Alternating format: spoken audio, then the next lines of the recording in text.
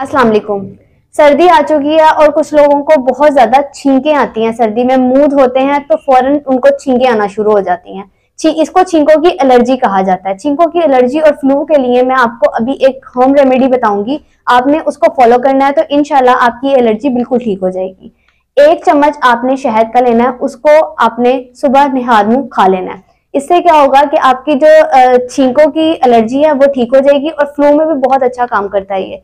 क्योंकि जब हमें छींकें आती हैं तो हमारी ये जो नेजल कैविटी होती है इसके अंदर सोजिश मौजूद होती है और शहद एंटी इंफ्लेमेटरी प्रॉपर्टीज रखता है। Thank you.